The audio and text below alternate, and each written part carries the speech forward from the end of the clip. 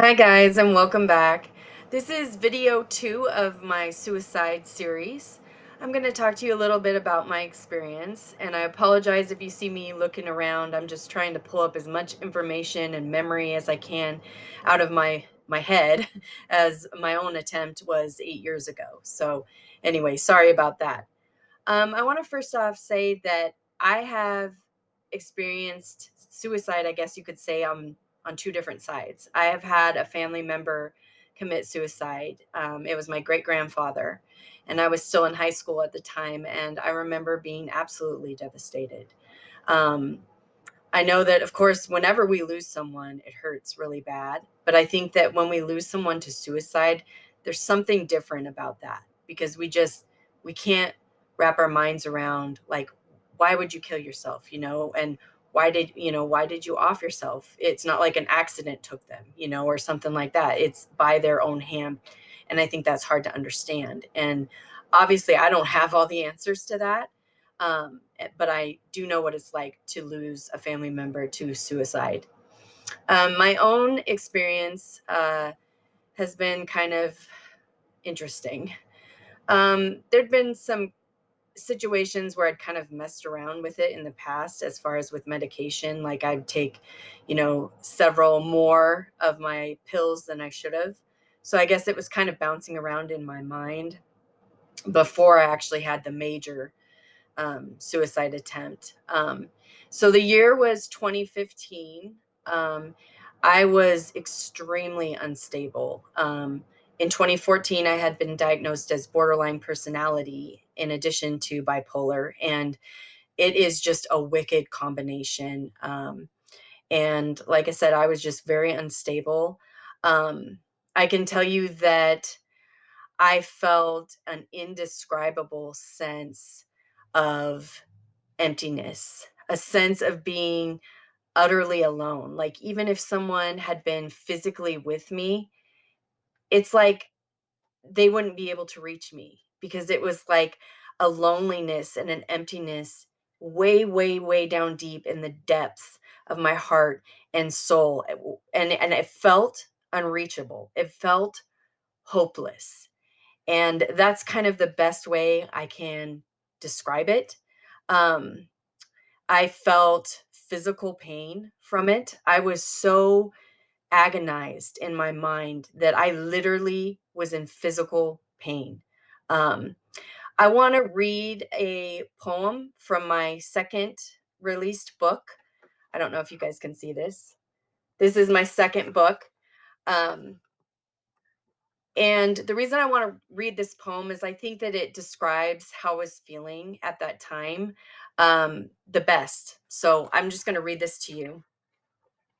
It's called Abyss. There is a place inside me in which I am utterly alone. It's like an abyss, a void. I don't want to be here anymore. I wish someone was in here with me, someone who doesn't sleep, someone who is awake with me. But this place is unreachable. I am screaming, but no one can hear me. My hand is held up to yours, separated by glass. You wish you could be here with me, and I do too. But where I am, you cannot go. And I think, what I was trying to say at the last part of that poem is like I just mentioned, even if somebody was there with me, that pain was unreachable. And all I can say is I don't want to ever, ever feel that way again. Um, so getting back to what actually happened, I took 18 pills of one of my prescriptions. I had just been dumped by my boyfriend, and I was just a mess. Uh, I did text him. Um, I said, I took a bunch of pills. Maybe this time it will kill me. And then I just sat there.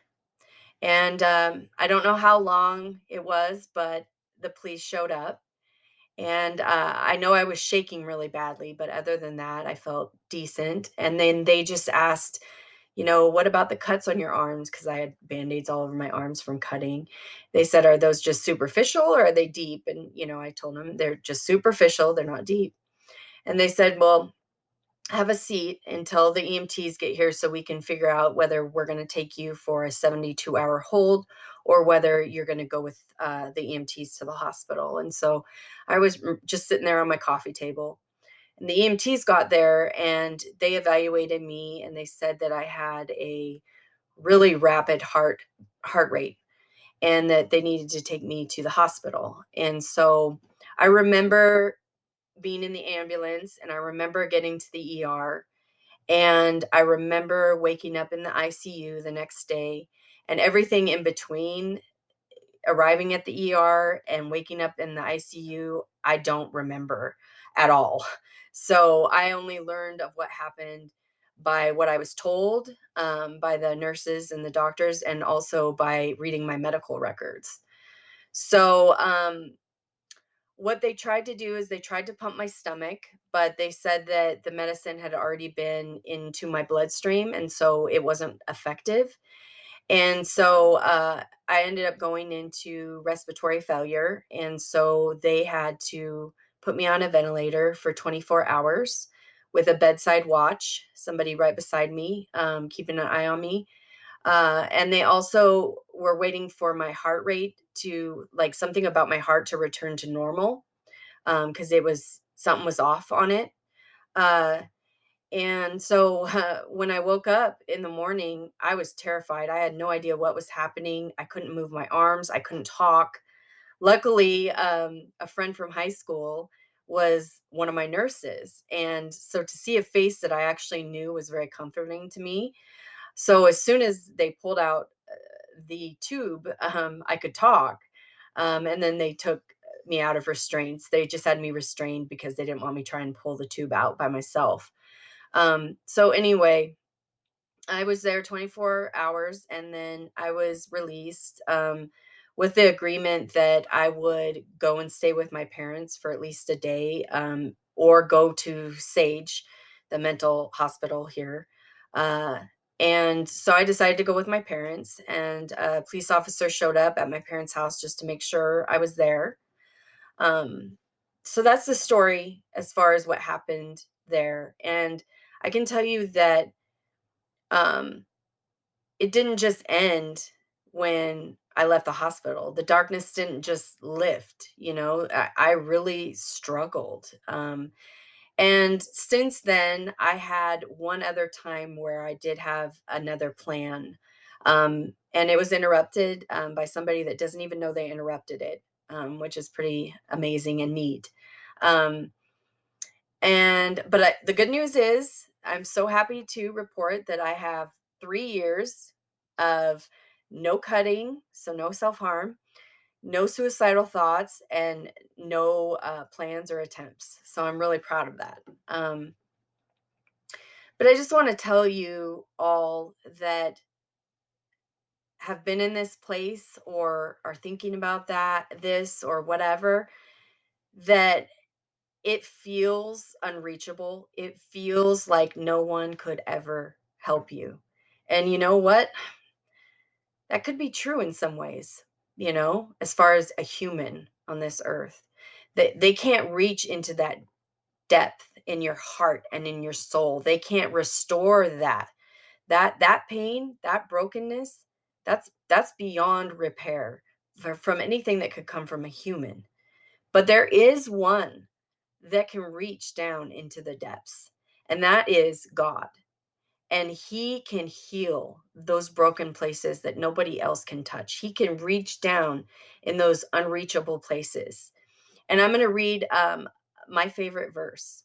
And it is, He also brought me up out of a horrible pit, out of the miry clay, and set my feet upon a rock and established my steps. Psalm 42. And I love this because, like I said, I felt like I was in a pit, like I was in an abyss, like I was in the darkest tunnel. I could see nothing. I could see nobody. I could see nothing. I just felt so alone. But you know what? God, He reached down and He pulled me out of that pit and He gave me a firm place to stand.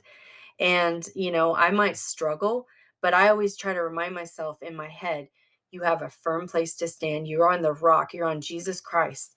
And He has given you a firm place to stand. And so always, always remember that. You have a story, and your story is so important. And I just want to let you know, if you want to tell me your story, please email me at youmatter247@gmail.